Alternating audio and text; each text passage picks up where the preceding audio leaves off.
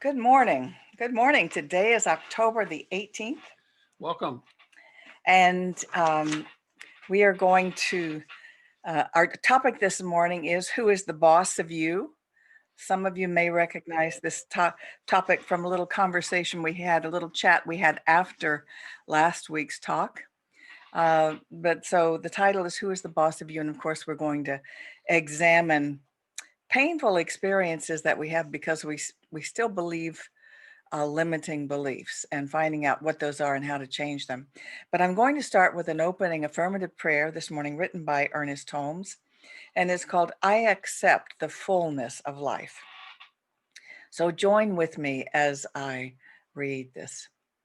Today, I cease weeping over the mistakes of yesterday and steadfastly behold the face of the great and divine reality. I know that every negative condition of the past is swept aside. Yesterday is no longer here. Tomorrow has not yet arrived. Today is God's day. Today is my day. Today, bright with hope and filled with promise, is mine. Today, my heart is without fear. I have implicit confidence in the good, the enduring, and the true. Today, I keep my consciousness steadfast with the realization that there is a spiritual power upon which I may rely. I turn resolutely to that divine source that knows no confusion, to that spiritual center that knows no fear. The spirit is not afraid of anything. The divine has no enemies. The spirit knows no opposites. Consciously, I draw close to my divine center and feel the warmth of its presence. I enter into a faith made perfect through love and confidence. Acknowledging good in all my ways, desiring only good for others, I rest in calm assurance. I open my consciousness to the realization that all the power and presence there is clothes me in eternal embrace. That spirit forever imparts its life to me. I believe in my destiny because I know that the law of good is operating through me.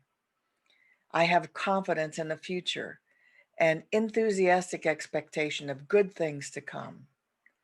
I accept the fullness of life this moment. And so it is. Beautiful. Beautiful. And so it is. Amen. Well, today the topic that came up for me was who's the boss of you, and the reason that title came up for me was because it was time to renew my driver's license, and you would not think that renewing my driver's license would have anything to do with who's the boss of me. But what happened was we had a change of address, and so because of that, I had to go to the DMV. And so I went online to the DMV to find out what I needed to do. And they wanted two kinds of ID, something that said where you lived and all of that. But I noticed that as I was doing that, the anxiety level was really very high. And one of the things we want to pay attention to is Well, first they sent you home one time. well, I went to the That would DMV, help. right? And That they would said, help. you have to go home because you don't have everything you need. So then I went online to find out what I needed. But what I want to start it off with, when the anxiety that you feel about something doesn't match the situation, that's a really good time to look at the anxiety or the feeling, the emotion, and say, where's this coming from? And the reason that we want to do that is not because we want to become a psychotherapist, but because what we want to do is look at what is it that's behind that feeling that we believe, and because that belief may be key in us understanding the condition that we're in our life in other areas. So how we react to anything could be how we react to everything without necessarily realizing it. So the anxiety level was very high, and they wanted two pieces of proof that where I lived, I got five. They wanted me to be there at 10 minutes before. I thought I should be there 45 minutes before. I didn't, because I get lost going anywhere. So I didn't show up, but I got there 10 minutes early. Everything went very smoothly. But when I examined it more carefully, I had to ask myself, who's the boss of me? And who's the boss of me was the authority. And the authority wasn't me. The authority was the DMV. And I had to look then at who is the authority of me in my life in general. Usually it isn't the DMV, and I got my license, so I'm good to go. But what's the authority of us often is something that we have outside of us. We've given away to other people and other sources, and because of that, we can very well be critical of ourselves in ways we wouldn't normally be critical. But what I discovered behind that belief, who's the boss of me, was that I wasn't necessarily feeling qualified in this life for the things that I have, or the things that or the place that I live in even. And when I say that, what I mean by that is we often don't necessarily give ourselves permission to belong because we're waiting for the authority to be given to us. Now, I'm saying this because I know it's one of my issues, but I think it's something behind a lot of people that they don't realize is there. They did a study in Harvard graduates, and what they discovered was that Harvard graduates, almost to almost all of them, when interviewed, felt that they were imposters. That is, they felt they hadn't really earned, that they'd somehow gotten through it, but they really weren't as good as, quote, they were supposed to be because of their degree. And so it got me to thinking a long time ago, how many of us feel like we're imposters, or we have to keep earning our way or proving ourselves to be valuable? Now, why that becomes so important is because if we have to qualify for our good and we don't necessarily feel qualified for it, then it doesn't surprise me that we don't have more good flowing to us or through us, or that we don't notice the good that comes to us as well. We have to be willing to say, I deserve, I'm qualified, this good is mine to claim, or we can't have that happen for us. And it was a big awakening because it wasn't just a driver's license, although symbolically that's really interesting, because getting the license to drive, getting the license to be on the road, getting a license to travel is a license we have to give ourselves, not a license that can be given to us. The privilege of driving is a privilege that comes to us as a result of the inherent qualities we have, not because somehow somebody cuts us a break and lets us in or lets us on. And I think without meaning to, more than I would like to think, my life has been feeling that other people have given me the right, or other people qualify me rather than that I can qualify myself. Now, this goes back a long, long ways for most of us. How many of you can remember being told as a child, uh, you're not doing anything worthwhile. You're lazy. You need to contribute. If you're not doing something good, or you're not doing something for other people, why are you even here? And if you want to get to heaven, you have to qualify. And if you don't qualify for heaven, you automatically go to hell.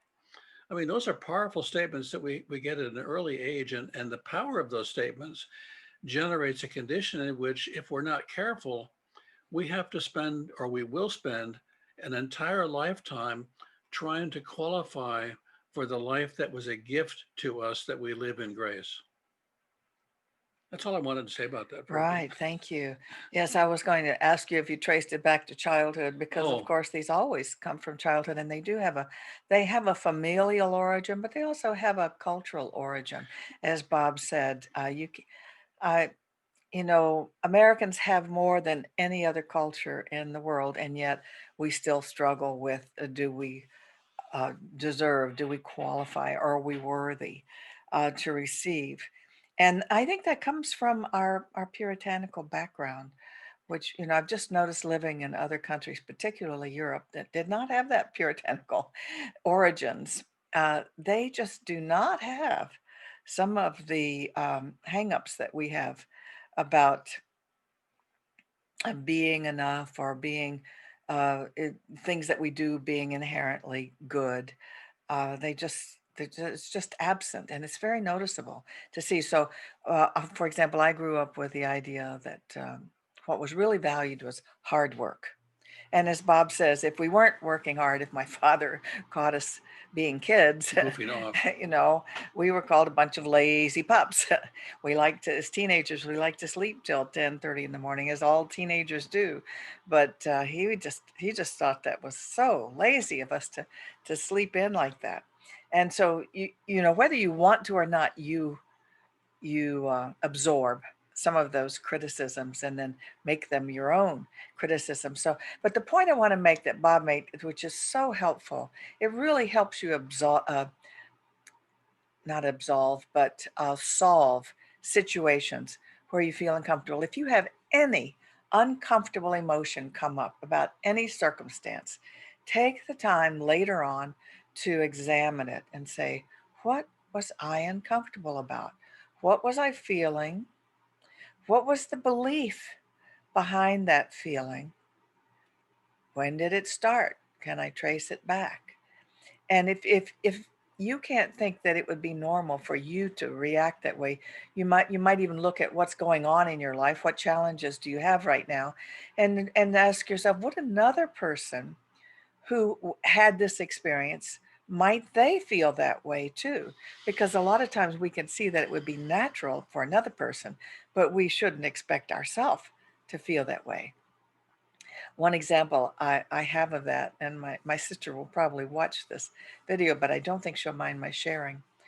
My sister's husband, when she was about 40 years old, went to work one Monday morning into another town and died of a heart attack.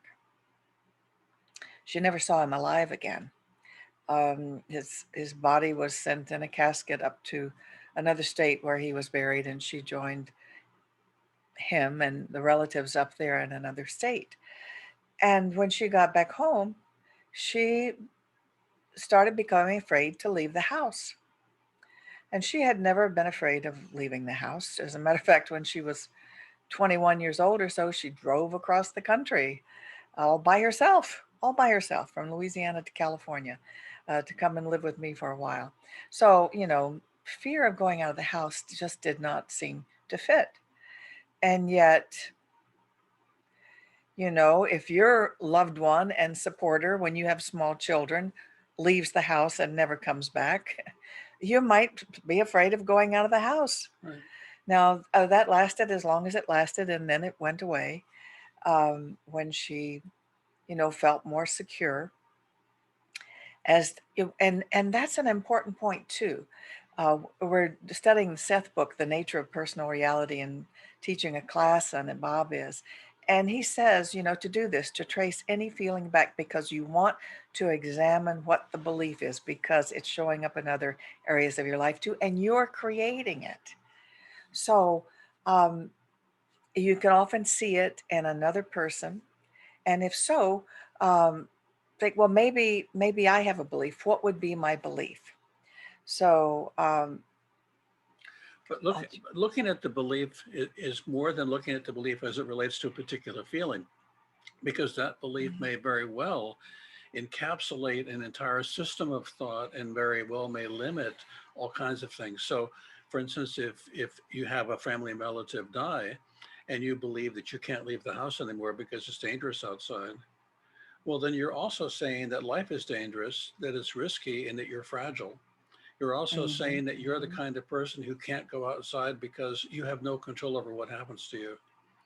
And so when you begin to break it down, you begin to see that this belief has a bigger impact than on the condition that you're addressing.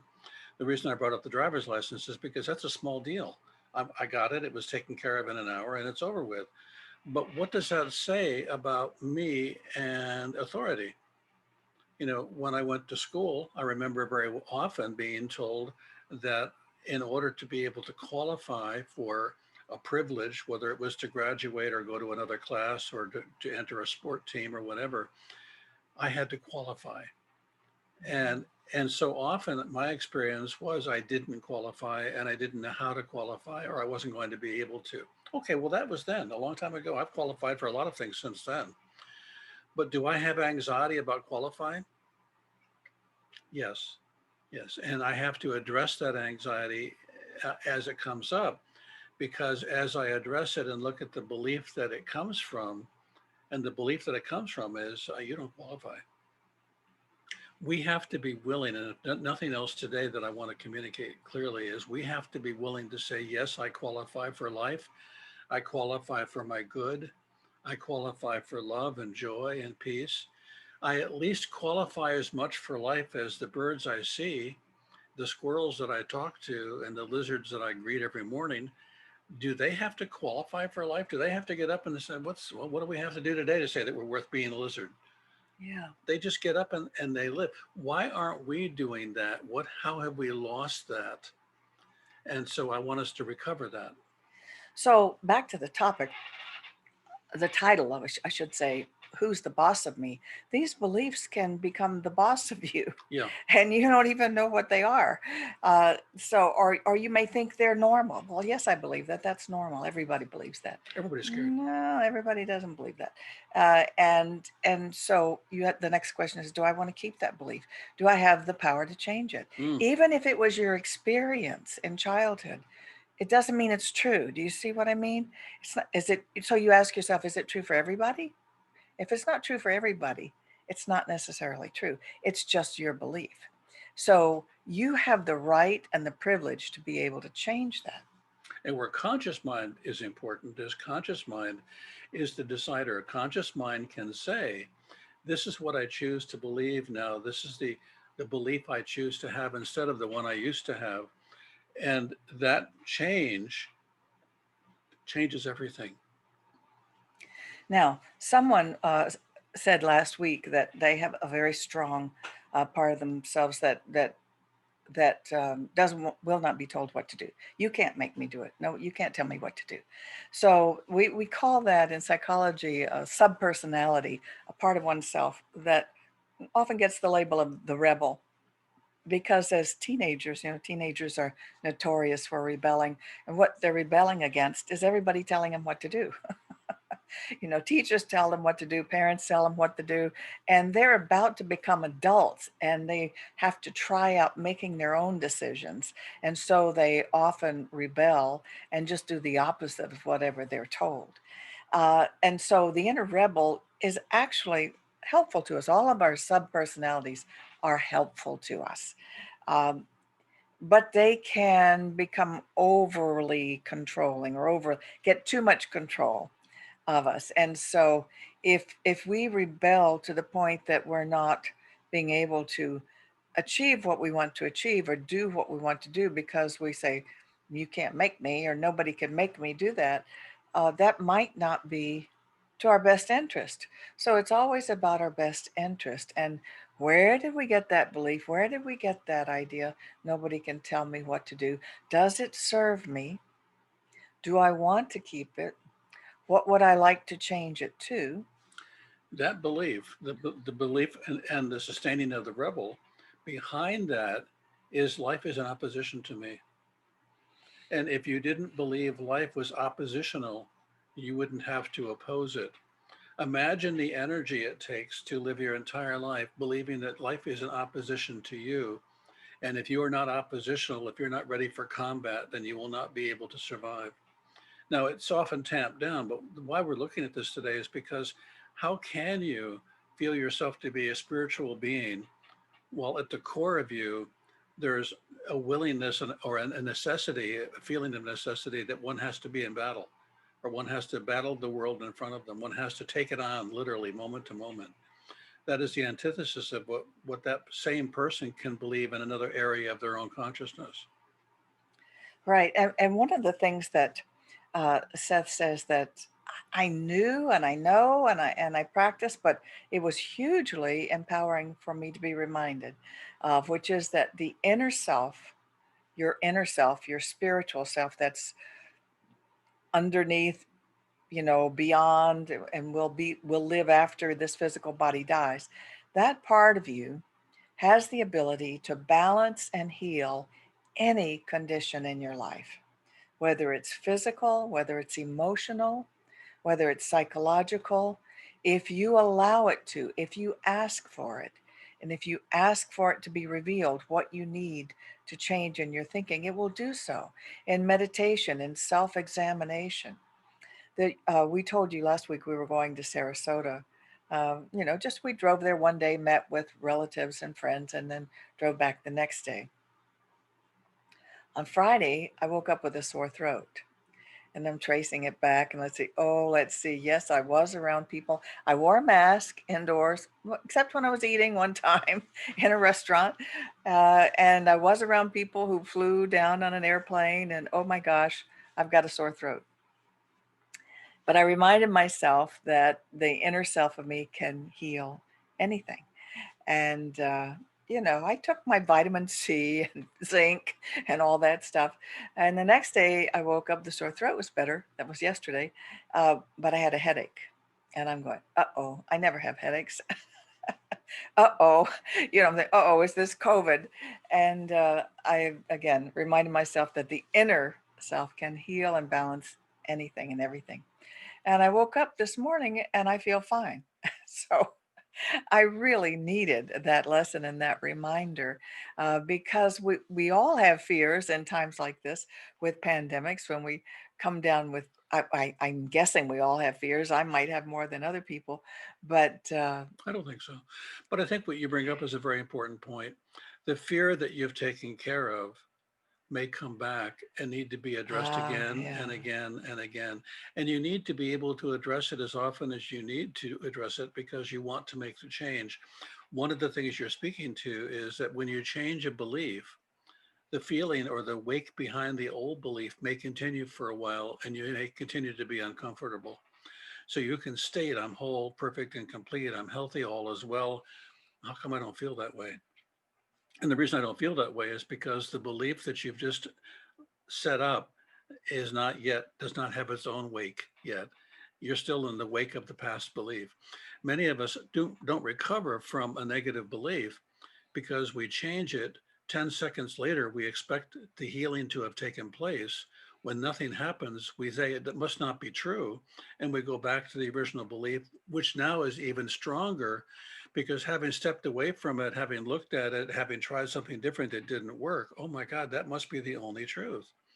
So what we do is we solidify beliefs that don't function very well for us or that are not healthy for us by not giving ourselves enough time for the change to occur.